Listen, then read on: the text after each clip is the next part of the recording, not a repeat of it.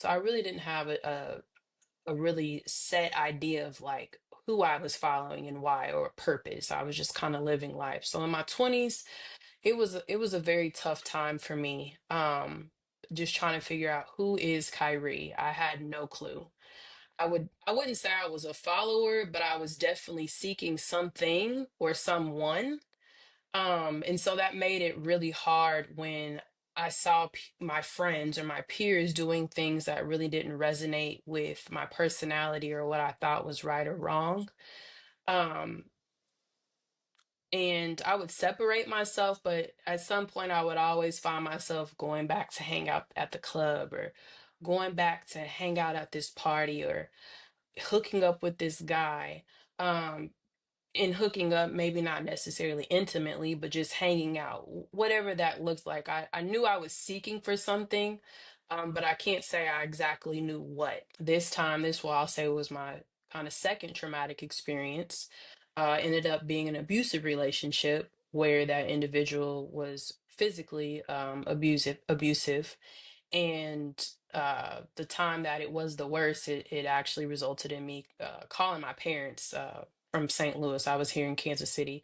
Called my parents from St. Louis, asking help me.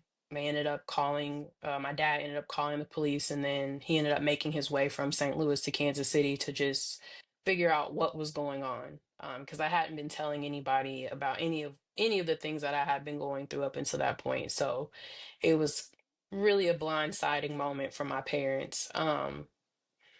So in revealing that part of me, again, I will say I definitely could have used some emotional support during that time.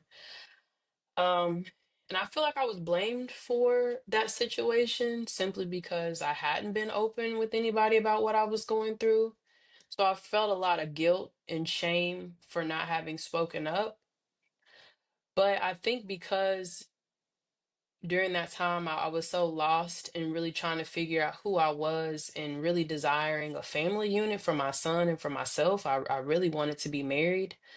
I think I was willing to tolerate whatever at the time just to say I was in a relationship, despite it being unhealthy. And so then the pandemic hit, and man, that just made life 10 times harder.